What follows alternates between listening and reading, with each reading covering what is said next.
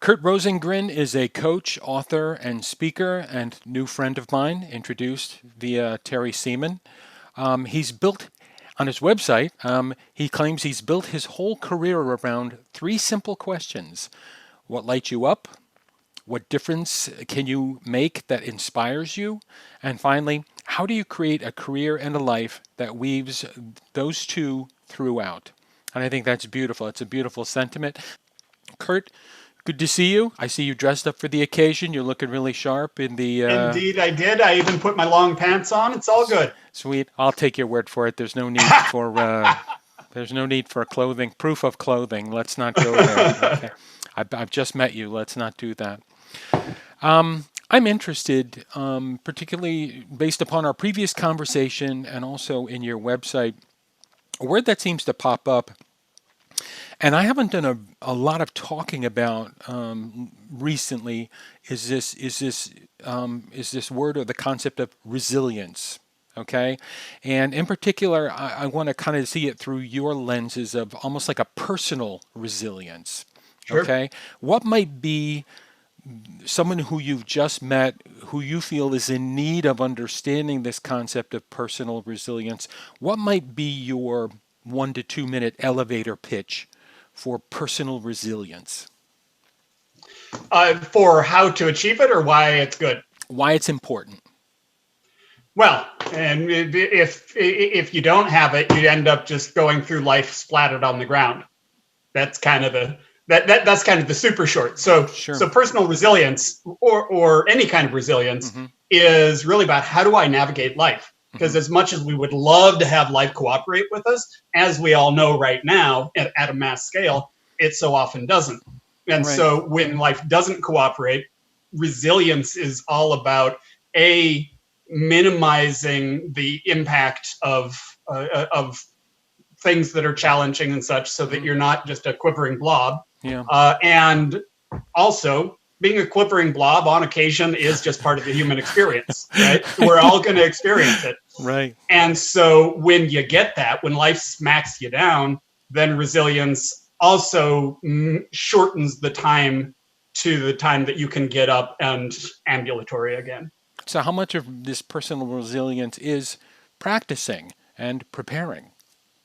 Oh yeah, absolutely. I would say I would say to some degree.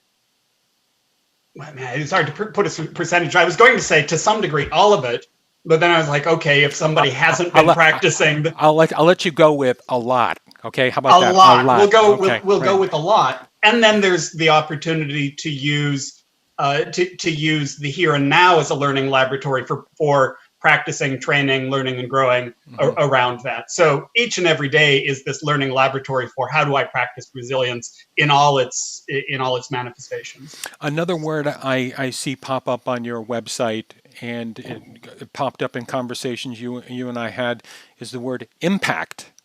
Yep. What's the Curt Rosengren definition of the word impact? Well, for me, it's the impact that I would aspire to. I don't think that it's a slam dunk that this is the impact that we have, especially if we're not really conscious of it. Impact that I aspire to is really as simple as being able to go to bed and say, did I in some way leave the world better than I found it today? And what do you And think? Go ahead. Go ahead. oh, and that can be, just the impact can be really small scale as smiling at somebody and bringing a smile to their day. Large scale as I have a vision for how I want to change the world, etc., and everything in between.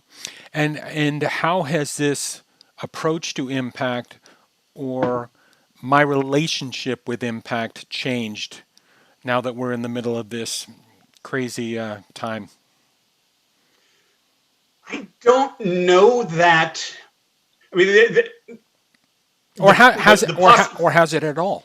yeah, well, and I think that there are a couple of answers to that. One, just at a very base level, nothing has changed. There is still the same opportunity to make an impact, the same kind of way that we respond to make an impact, because we're really wired to want to make a difference, right? That's just part of our human nature.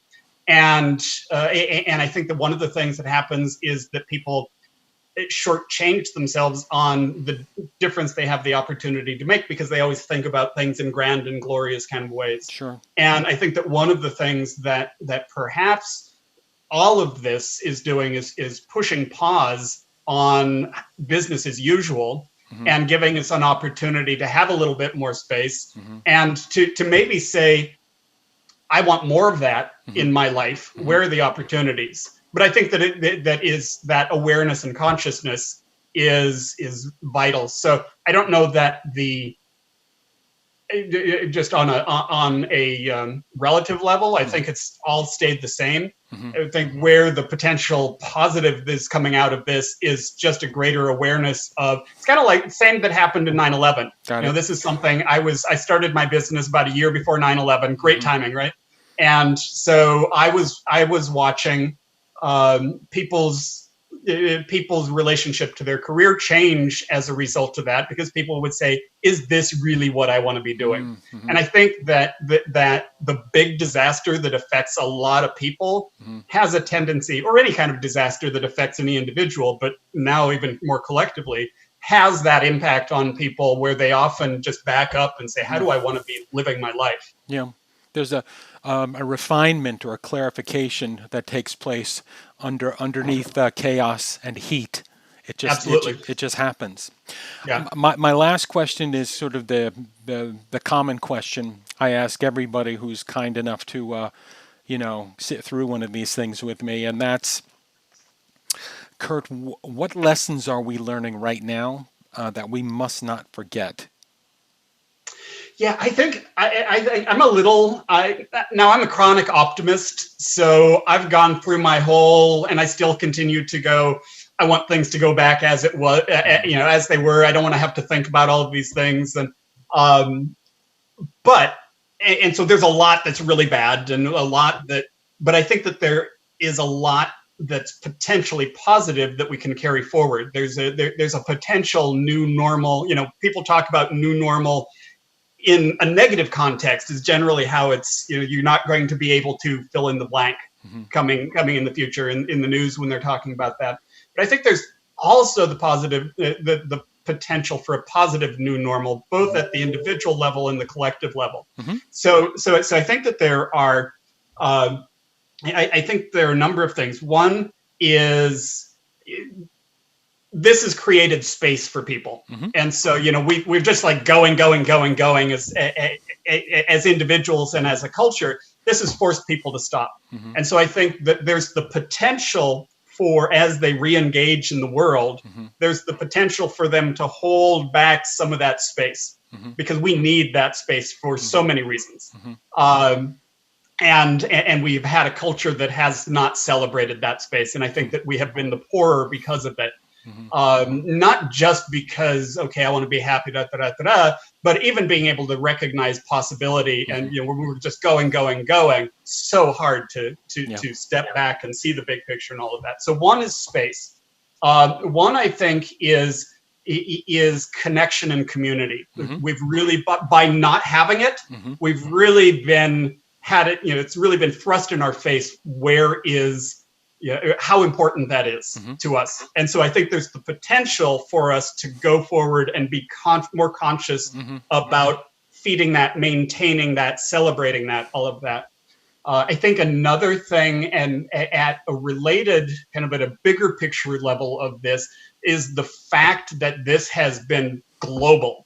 The fact that this has hit everybody, and we're all experiencing the same fear, and we're all experiencing the same sorrow, and we're all, et cetera, et cetera. I think there has been this lack of really relating to the we-ness, what I describe as the we-ness. We are all one big connected, and not even from a warm fuzzy perspective, but just from a very logistical. So that's a piece. And then the last piece is what we were talking about before, of just so many people stepping back and saying, what's really important to me? Right. Okay. And I think there's a great opportunity to carry that forward. Okay, good. Kind of pressed for time. So good to see you again. Maybe we could revisit some of this stuff in the future. Would love to, really enjoy it. And anytime I have the opportunity to share some of my ideas, I'm always jumping on it.